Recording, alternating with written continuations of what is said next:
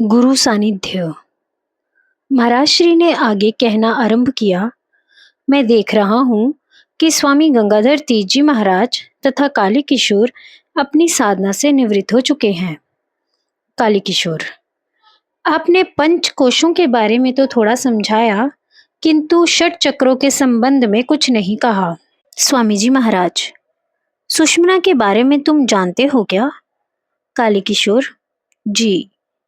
स्वामी जी महाराज, षट चक्रों के बारे में भी कुछ जानकारी है क्या? काली किशोर, कुछ जानकारी है। स्वामी जी महाराज, यह मूलाधार, स्वादिष्ठान, मणिपुर, अनाहत, विशुद्ध तथा आज्ञा चक्र जिस शक्ति के चक्र हैं, उस शक्ति को ही इसका सारा ज्ञान भी है। वही इनका अनुभव युक्त ज्ञान करवा भी सकती है। वही यथा समय यह ज्ञान करवाएगी भी। अभी तुम्हें जितनी जानकारी उपलब्ध है तुम्हारे लिए पर्याप्त है। चक्र शक्ति के हैं। भौतिक शारीरिक स्तर पर ही केवल शक्ति की क्रियाओं की अनुभूति होती है। काली किशोर ने फिर बातचीत की दिशा बदल दी। पूछा, क्या सिद्धियां परमार्थ के मार्ग में प्रतिबंधक हैं? स्वामी जी महाराज, सिद्धियां साधन का एक पड़ाव है।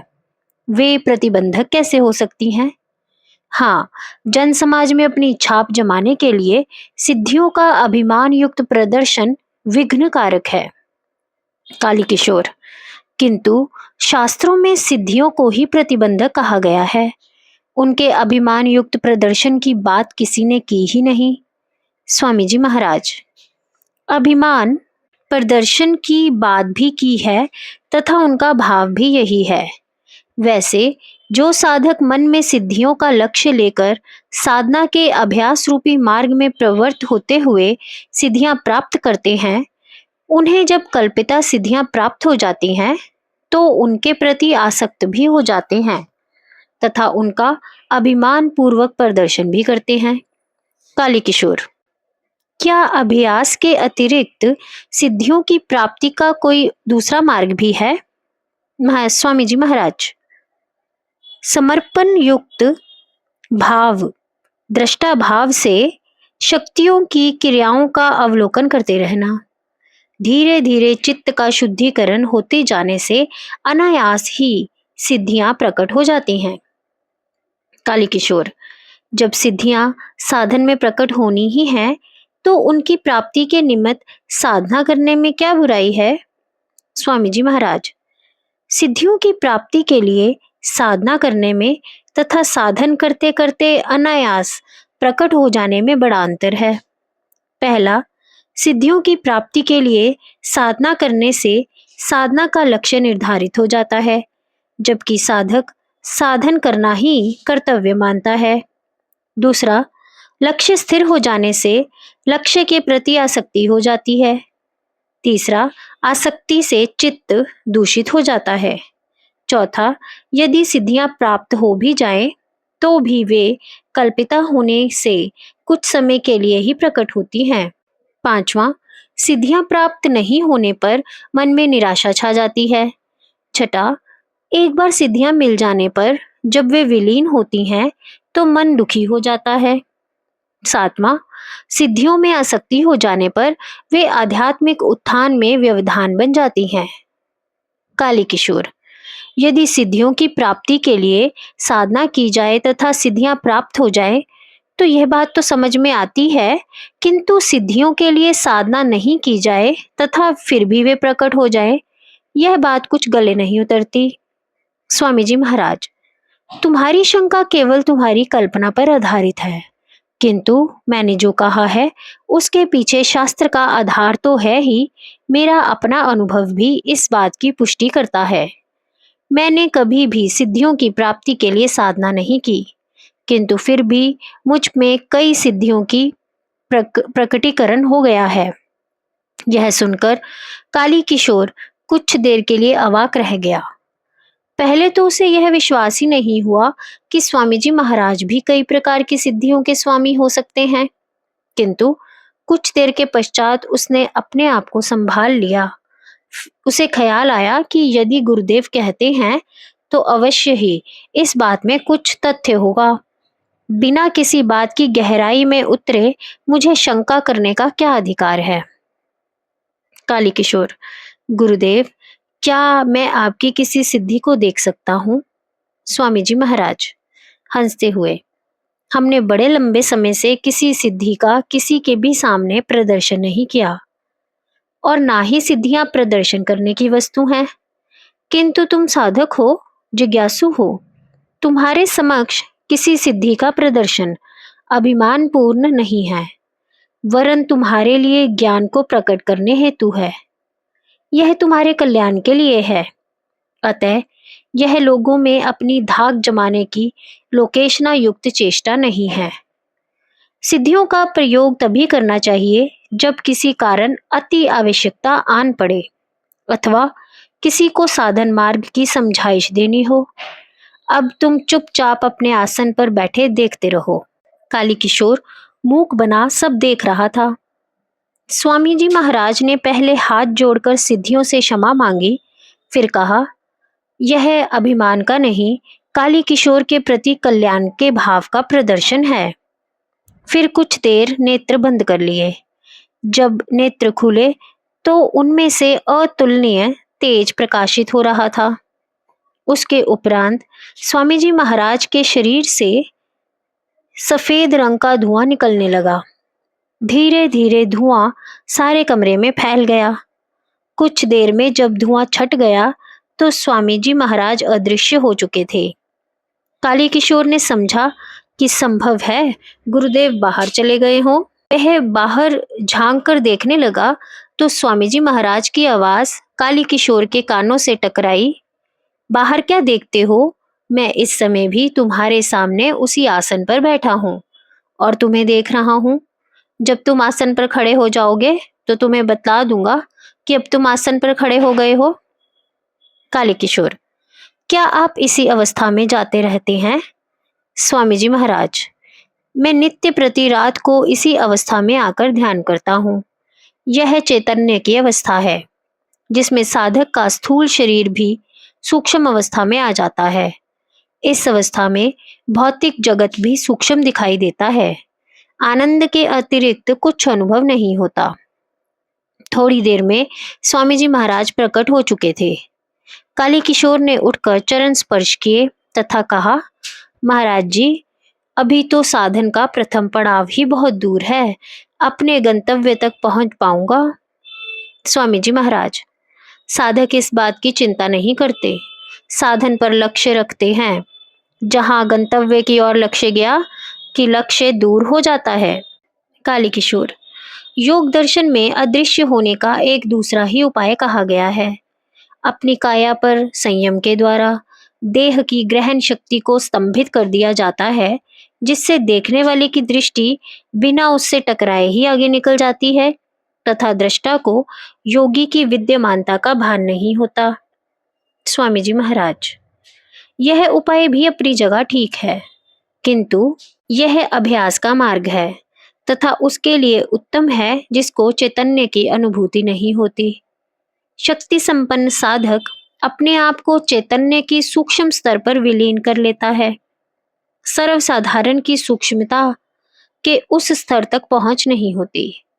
तुम्हारी दृष्टि भी स्थूल में ही अटकी है, इसलिए तुम मुझे देख नहीं पाए। यह सामर्थ्य क्रियाओं में चित्त निर्मल हो जाने पर अनायास आती है।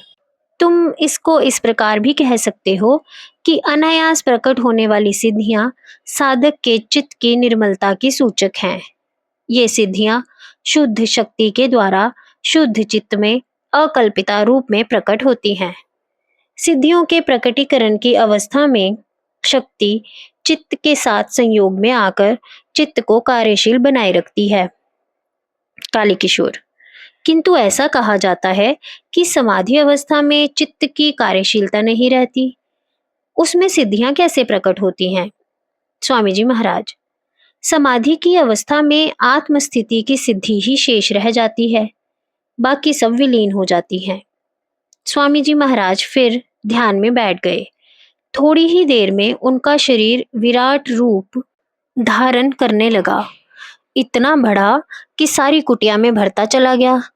काली किशोर अपने आप को बचाता हुआ दीवार की ओर खिसकता जा रहा था, किंतु स्वामी जी महाराज का शरीर इतना बड़ा होता गया कि काली किशोर गुरुदेव के शरीर तथा कुटिया की दीवार के बीच पिसता जा रहा था। काली किशोर चिल्लाया, गुरुदेव, मैं पिसा जा रहा हूँ।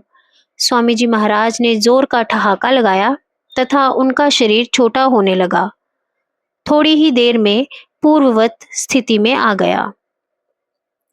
काली किशोर, यह तो भौतिकता का विस्तार है स्वामी जी महाराज, किंतु भौतिक शरीर के आधार पर यह भी शक्ति की ही क्रिया है। काली किशोर, क्या आप पर काया प्रवेश के भी ज्ञाता हैं? स्वामी जी महाराज, चलो मेरे साथ। काली किशोर को साथ में ले जाकर स्वामी जी महाराज शमशान घाट पर जा पहुंचे। थोड़ी देर वहां बैठे तो दृष्टि एक मरी हुई चिड़िया पर पड़ी। स्वामी जी महाराज, इस मरी हुई चिड़िया को देख रहे हो? काली किशोर, जी देख रहा हूँ। स्वामी जी महाराज, इसकी तरफ देखते रहना।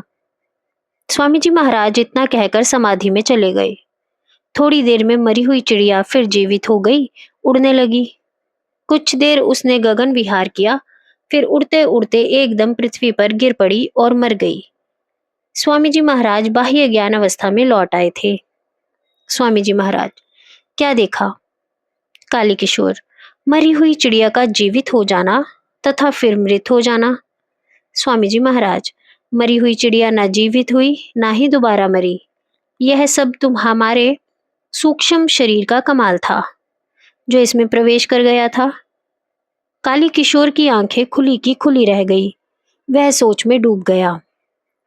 इतने में एक मृतक की अर्थी लेकर कुछ लोग शमशान घाट आए।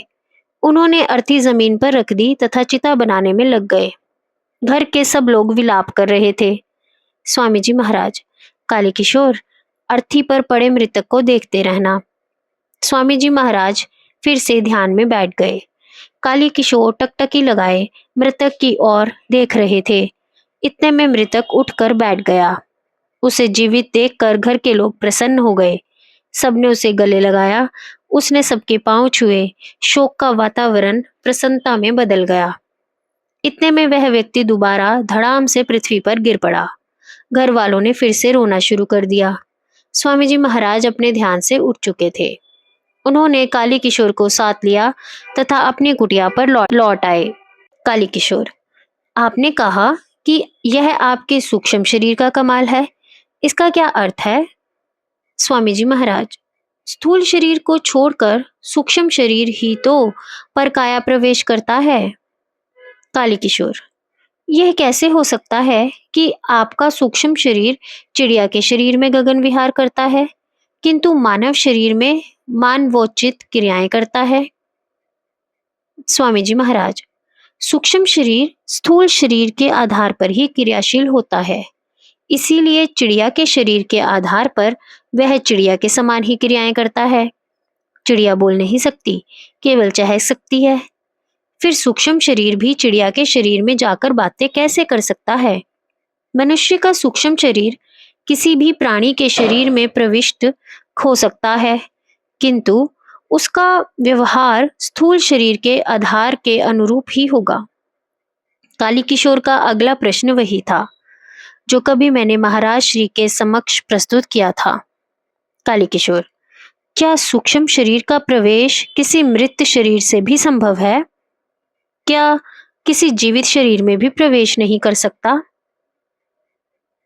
स्वामी जी महाराज, जीवित शरीरों में प्रवेश करना भूतों का काम है। वे प्रवेश के पश्चात उस व्यक्ति के मन पर अधिकार करके उसे जड़ कर देते हैं। उसे कुछ पता नहीं रहता कि वह क्या कर रहा है। परकाया प्रवेश में सूक्ष्म शरीर विहीन शरीर को सूक्ष्म शरीर उधार दे दिया जाता है। सूक्ष्म शरीर कार्य करने लगता है, किंतु यह कार्य नव आगंतुक सूक्ष्म शरीर के संकल्प के अधीन होता है। काली किशोर, आपको और भी कई सिद्धियां प्रकट होंगी। स्वामी जी महाराज, है तो सही, किंतु हम उनका उपयोग नहीं करते। अथवा आवश्यकता पड़ने पर यदा कदा ही करते हैं। यदि कोई इन सिद्धियों का प्रयोग करता रहता है तो यह मन में अभिमान उदय का कारण हो सकती हैं। यदि इनका प्रदर्शन भी किया जाए तो संसार के समक्ष ही किया जा सकता है, अर्थात संसार के महत्व को स्वीकार करके यह प्रदर्शन संभव है। जबकि साधक जगत के प्रति उदासीनता अपनाना चाहता है, वह ख्याति से सदैव बचता रहता है। जो रास्ते के पड़ाव के प्रति आसक्त हो जाता है वह पड़ाव में ही अटक कर रह जाता है, फिर उसे वहीं से लौटना पड़ता है। जिस प्रकार साधन की उत्कृष्टता शक्ति की क्रियाओं से नहीं नापी जा सकती, उसी प्रकार किसी महापुरुष की श्रेष्ठता का नाप भी सिद्धियां नहीं है। सामान्य सांसारिक दृष्टिकोण से सिद्धि साधन की अति उच्च स्थिति है, किंतु ज्ञान की पराकाष्ठा के मान से बहुत निम्न है।